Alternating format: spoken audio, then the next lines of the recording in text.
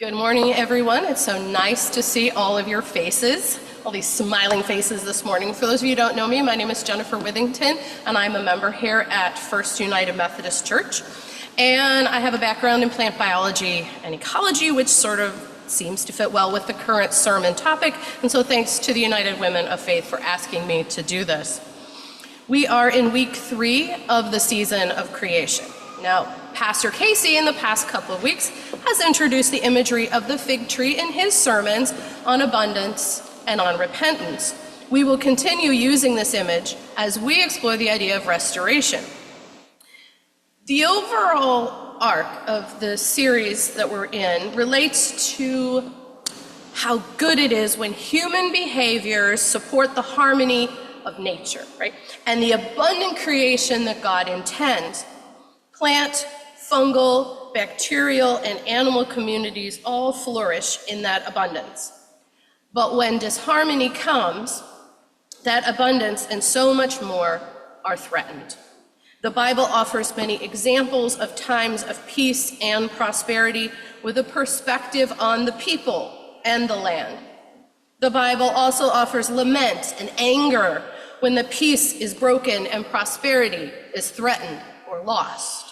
This week, we again have texts that juxtapose peace and prosperity with suffering and strife and the imagery of the fig tree. Give me a second. I need a little higher. There we go. So through our story in Mark chapter 11, which Scott read so nicely, when Jesus curses the fig tree, we are learning about much more than missing figs. The story gives us a metaphor for what is happening in Judea at the time, and spoiler alert, everything's out of whack. This story is a teaching moment to help us see the problem and perhaps learn what we can do about it.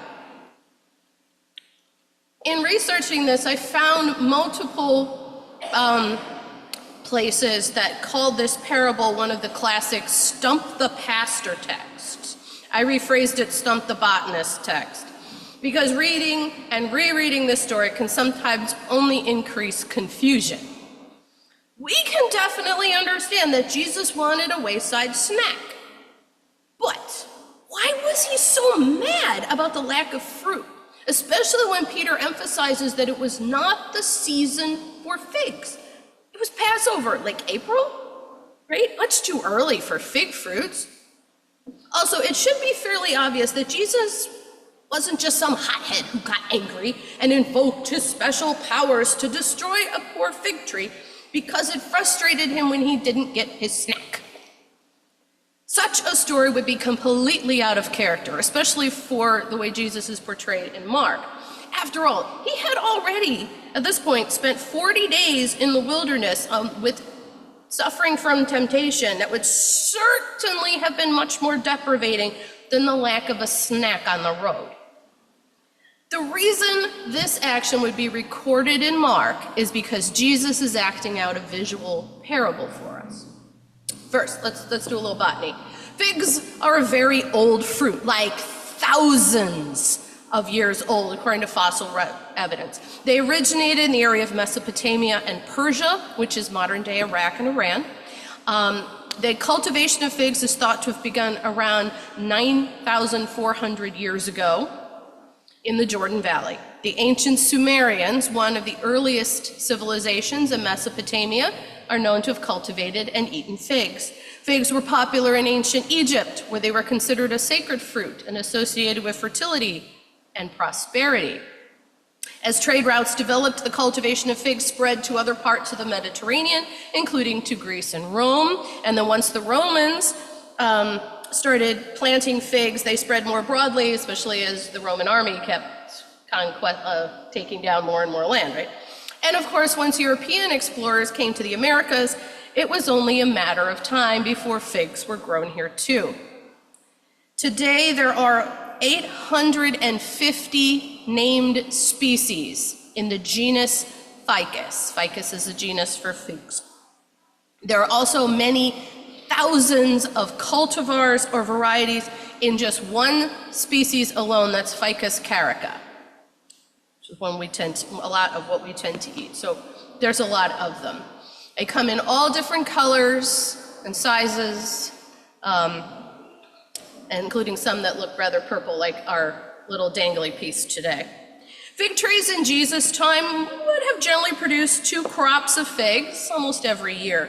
This first crop, what they call the first figs, come early, about the time of or just before the new shoots of spring growth come out. These first figs are known either as breba or taksh, and are produced on the previous year's branches. Usually as these first breba grow, one sees the very first baby leaves starting to push out as well. These first figs are not as sweet as the main crop. They don't grow as long, don't get as much sunlight for sugar, but they're edible if you're hungry. A tree that doesn't have enough stored sugars from the previous year won't have enough energy to sustain these brebas, and some are all end up being dropped so it has enough energy for the big crop around August. Okay, second, let's do a little social context. A Judean traveler in spring could generally expect to go up to a fig tree and find some breba to eat and take the edge off their appetite. When a traveler saw those first leaves beginning to grow on the otherwise bare branches, they would be very glad. This was a sign that the first figs would likely be there, and a hungry traveler would stride over for that snack, which is exactly what Jesus did. Jesus may have been excited by the expectation of a big crop of first fruit, but what happens instead is that the tree has played a sort of trick. It looks like it has a bumper crop of first figs, and instead, only leaves, no fruit. Any hungry person, right, might have cursed at that tree just a little in disappointment.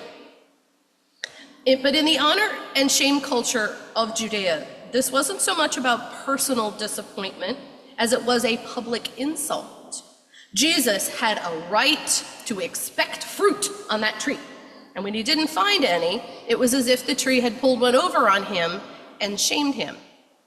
Jesus, in response, ensured the tree had its last laugh.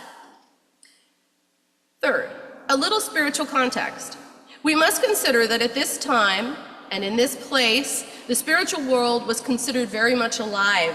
It is hard to get that into our English translation of the Bible, but we do see it in the stories of demon possession and Jesus' temptation in the wilderness.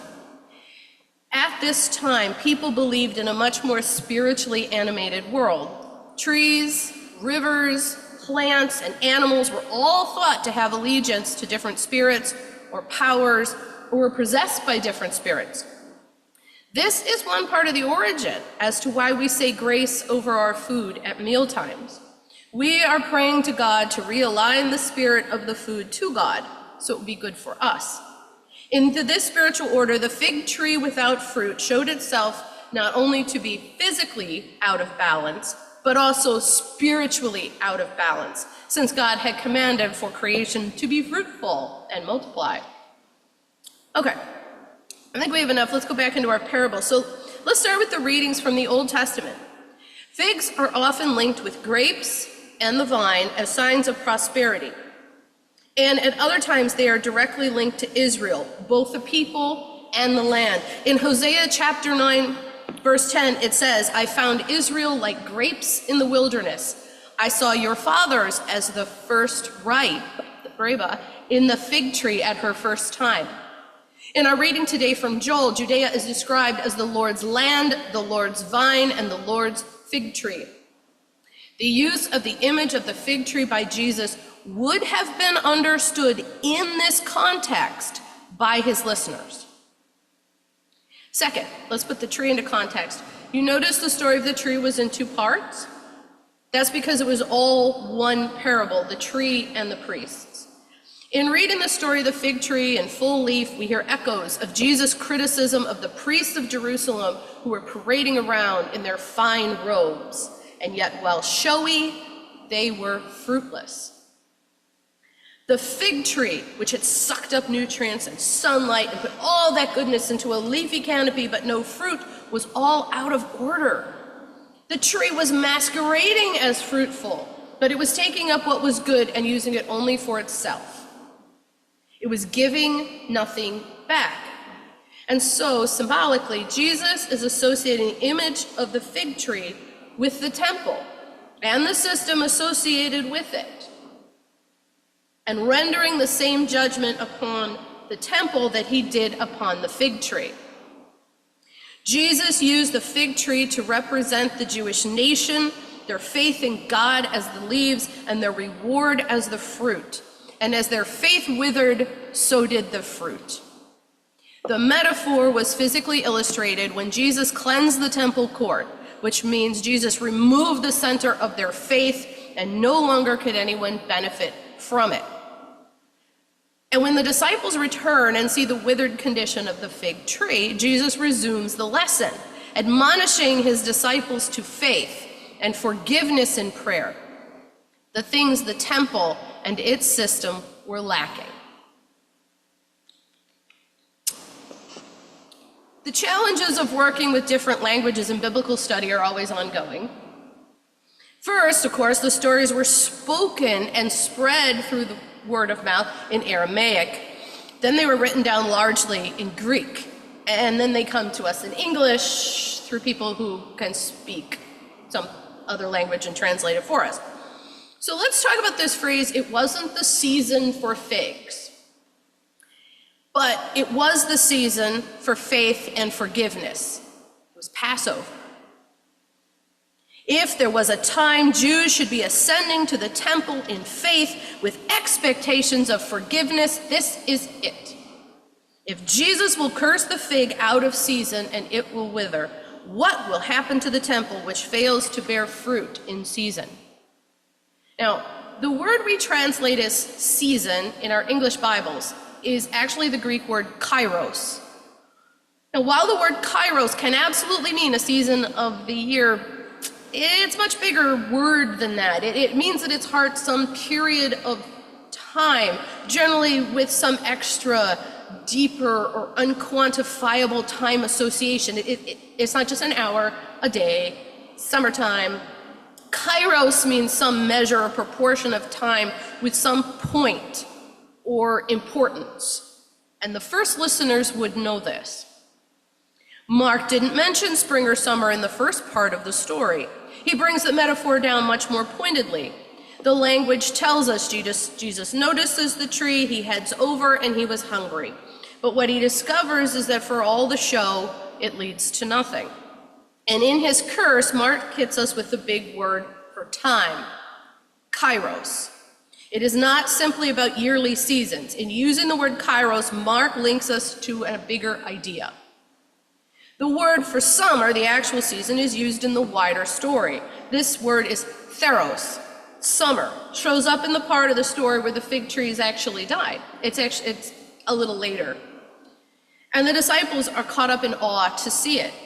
When Jesus explains to them what happened, we now hear the word summer come in. Jesus incorporates a teaching using theros, or summer, to juxtapose this smaller earthly season with the big cosmic time of kairos, the coming of the kingdom of God. All this to say that if it were as simple as not the yearly season for figs, Jesus and Mark could have just said it. Instead, we are getting a lesson about God's time, kairos, in a reinforcing metaphor for the fall of Jerusalem and the coming kingdom of God. Mark is talking about big cosmic things here. This story is part of the foretelling of the Messiah's return and the fall of Jerusalem. The theme within a theme this week is restoration.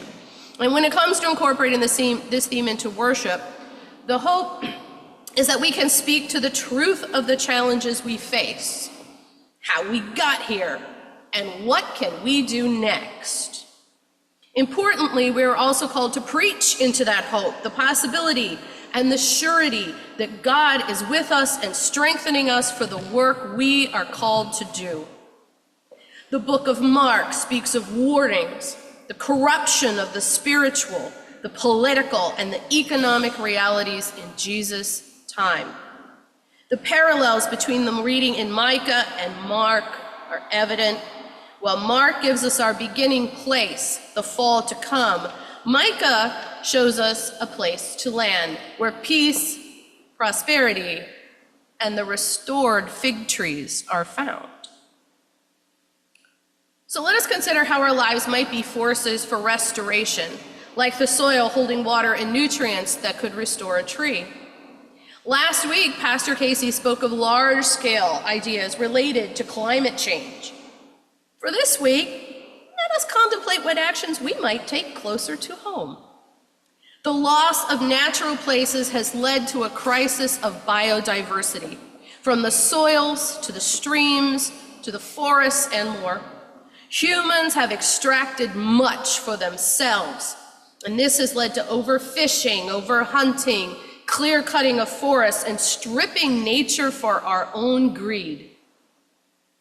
Loss of nature impacts ecosystems and sets all living things out of balance, and that includes humans, us. Have we been showy with our lives and our consumption without producing the fruit of good stewardship? The good news in this is that humans do have the capacity to truly be the stewards God has called us to be. We can rewild natural spaces to rebuild ecosystems, supporting pollinators and birds, fish and the plants. We can be a restoration people in repairing stream beds instead of channeling them. Let the rivers run as they will. And just don't put a house next to it.